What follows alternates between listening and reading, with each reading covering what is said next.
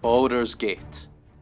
If you haven't heard of it, you've missed out on one of the most influential CRPGs ever produced.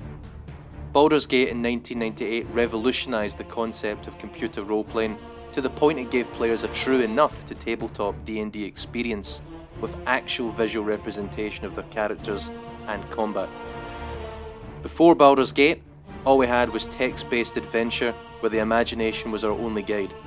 Though graphically it may look crude by today's standards, the impact of Baldur's Gate cannot be overstated. It was a true high fantasy romp through at once familiar and at times surreal worlds of dungeons, dragons, crazy-ass warlocks, misandrous barbarians, and even the odd perverted barkeeper. My hotel's as clean as an elven arse. I'm sure it is, Winthorpe. I'm sure it is. It was a game that defined a genre, the isometric RPG, because of its top-down perspective and focus on you controlling a party of characters instead of just one avatar. You made an adventuring group, and through exploration improved their stats, appearances, reputation in the world, and even the relationships between each other. The latter point being something especially prevalent in the sequel, Baldur's Gate 2, Shadows of Amn, releasing in the year 2000 to near unanimous critical acclaim. Baldur's Gate again swept the PC gaming world with a much darker fantasy setting this time. I mean, you start out as a torture victim in a dungeon, the first thing you see is a man explode in a hail of bloody chunks. Good stuff, all good stuff. Everything was mostly improved upon. Combat, spell variety, character building, the depth of storytelling going on. Even now you can pick up the enhanced editions of both Baldur's Gate 1 and 2 and have hours of classic fantasy gaming at your fingertips. But when Baldur's Gate 3 was announced almost 2 decades later, fans of the series were skeptical. I mean, Throne of Baal, the final expansion pack for Baldur's Gate 2, had already concluded the story of the Baal spawn, your main character in both Baldur's Gate 1 and 2. So, was there really a need for a Baldur's Gate 3? There still seems to be 2 distinct camps in the fandom concerning the game. One camp embraces the game as true to form Baldur's Gate. The other questions, why the hell is this called Baldur's Gate 3? The reasons behind this, and my own thoughts on the third installment in the hit franchise, are what I'm here to discuss today. Hello ladies, gentlemen, and all beasts winged or hoofed alike. I'm Traversing the Dark, and I'll be your guide through the forest of dark fantasy and science fiction. Welcome to the first of my corrupted commentaries, where I'll be looking at more contemporary examples of my chosen genres, and giving my thoughts on ongoing series. As opposed to the Masters of Darkness videos, these will be more podcast-style, discussion-based approaches. The worlds of both dark fantasy and sci-fi are always changing, and I'm here to talk about how I feel about these changes and to hear what you think. That's why I've picked Baldur's Gate 3 to look at first. It seems a perfect embodiment of the desire to both shake up the old and ingrain it with a sense of the novel. Baldur's Gate 3 is at once an isometric, party-based RPG in the style of its predecessors, but it's also distinct from its grandparents in many ways. I admit, when I first heard Larian Studios were taking on the mantle of a Baldur's Gate title, I was skeptical. Their Divinity series, beginning with the isometric Divine Divinity, followed by the Dragon Knight saga, and then the massively successful party-based reboots Divinity, Original Sin, and Original Sin 2, were praised for their combat systems and mechanics, but were lacking in terms of customization and narrative depth. There's also a bit of a tone issue. Besides Lionhead Studios, who made Fable and the Black and White franchise, Larian have always felt like the funny RPG studio.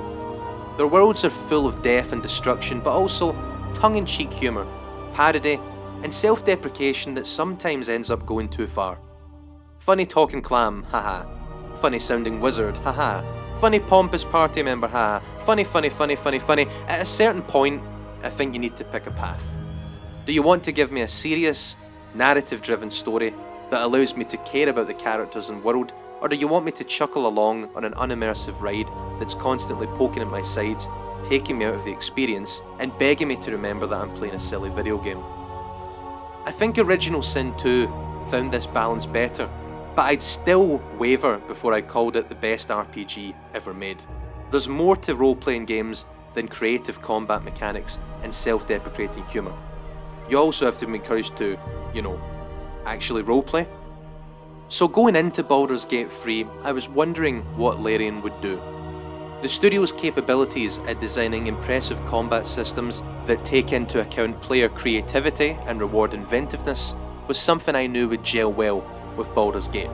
Baldur's Gate 2 had some insanely complex encounters that had you constantly on your toes, even when you'd reached god tier levels.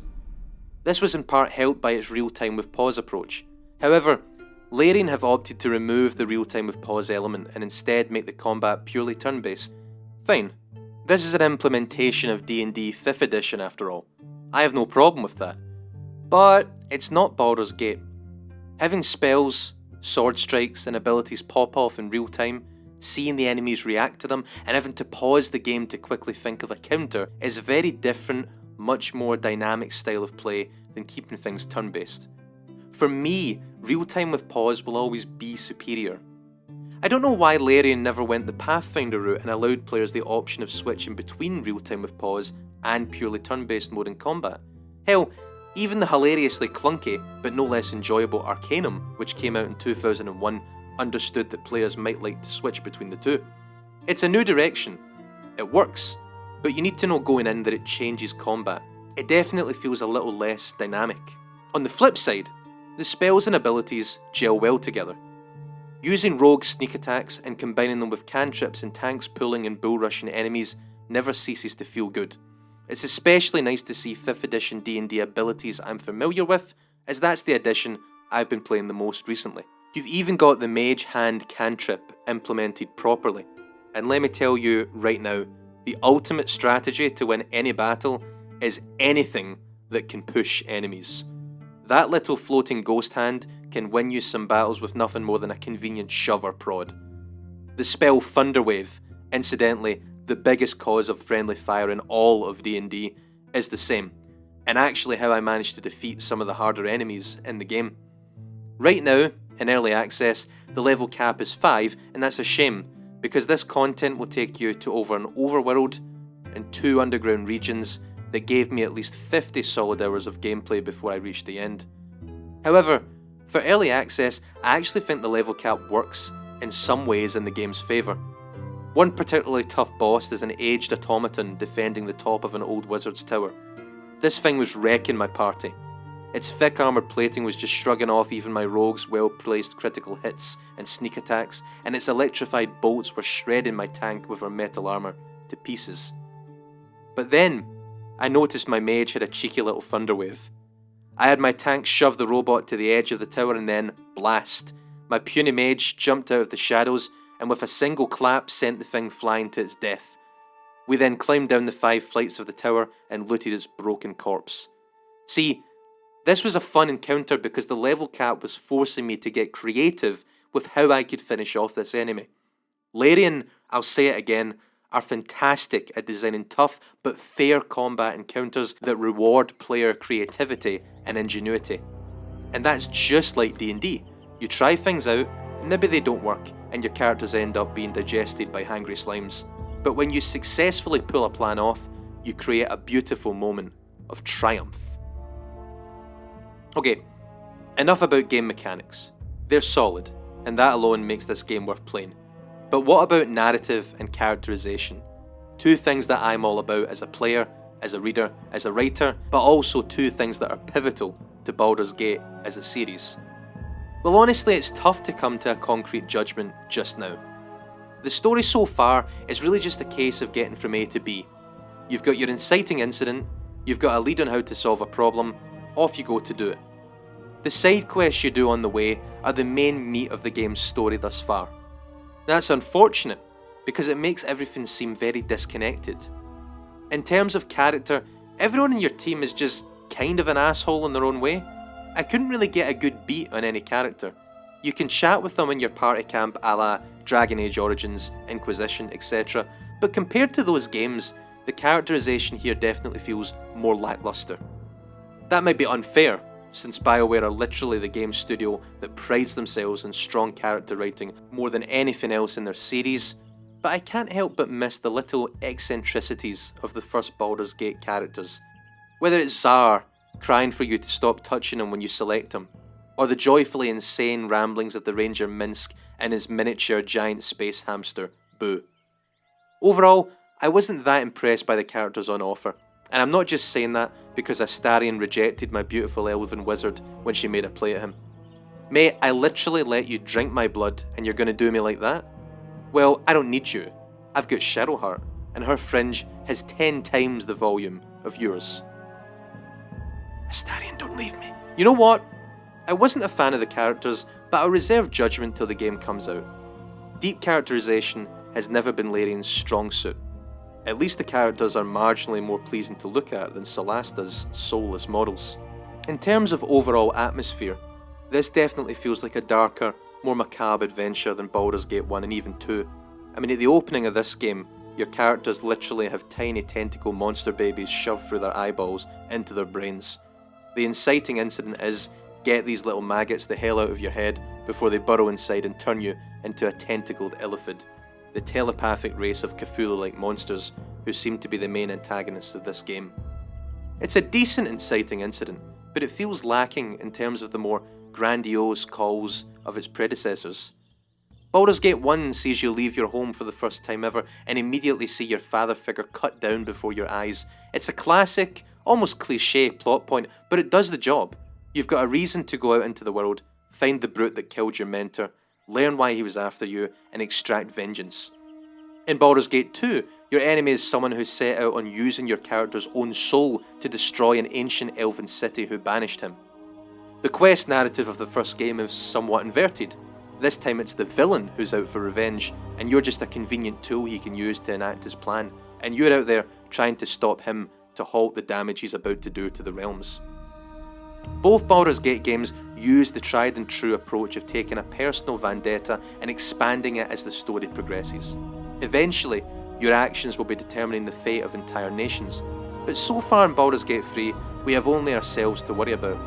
Sure, we have to get the tadpole out of our head, but apart from that, there's really no engaging narrative-based link or impetus to explore the world. In Baldur's Gate 1, you're growing up. You have a roleplay-centric reason to want to explore the world and develop your character as a byproduct of such exploration. In Baldur's Gate 2, you have to gather resources to save your childhood friend and chase after the big bad. You're given a narratological impulse to explore the world. This kind of impetus is a key ingredient in any hero's journey narrative, a template identified by American scholar Joseph Campbell, commonly shared by works of fantasy literature, which all Baldur's Gate games also employ. But in Baldur's Gate 3, you really are just following leads and rumours that might help you out, and the possibility for roleplaying is slightly more limited as a result. Having an RPG start out with your main character having to do something to avoid their imminent death feels moot, because you've had no time to spend with your character, or indeed others, in order to really care about their demise. In essence, Baldur's Gate 3 misses out the first portion of the hero's journey narrative structure, which is getting to know the character and their respective ordinary world.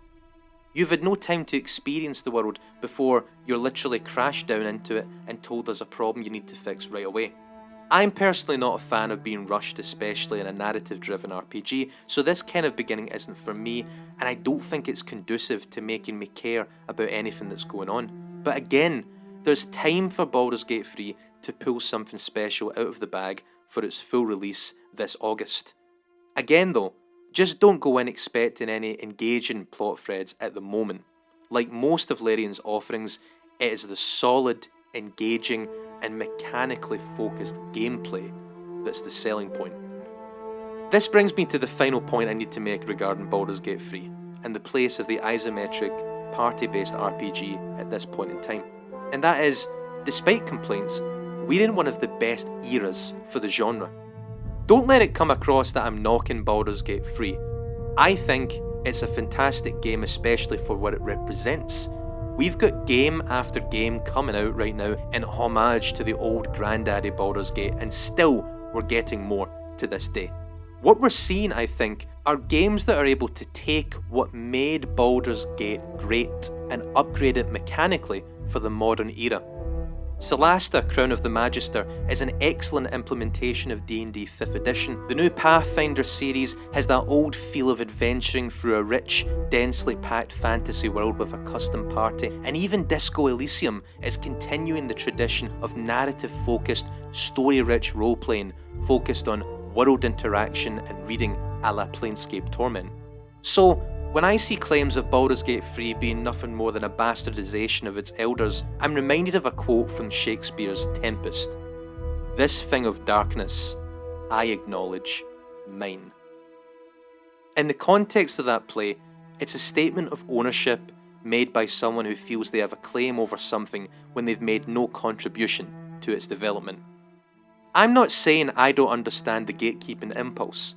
As a Warhammer 40k fan, I joined the screaming ranks of those who opposed Warhammer Adventures, but I think there's a healthier way to look at Baldur's Gate 3.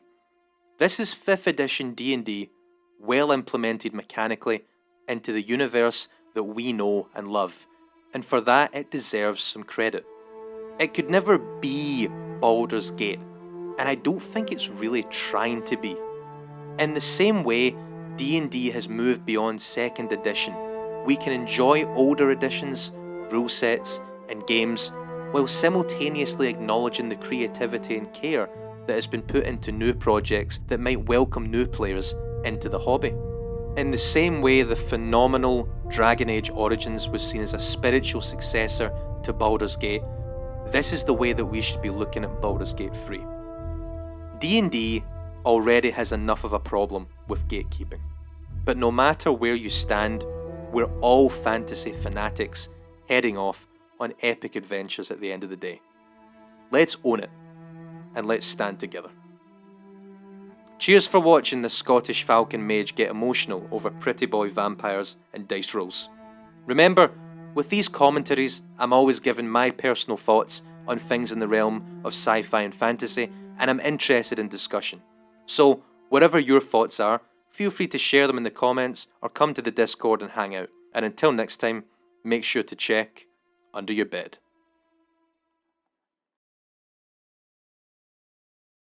Go for the eyes, Boo! Go for the eyes! Rusk!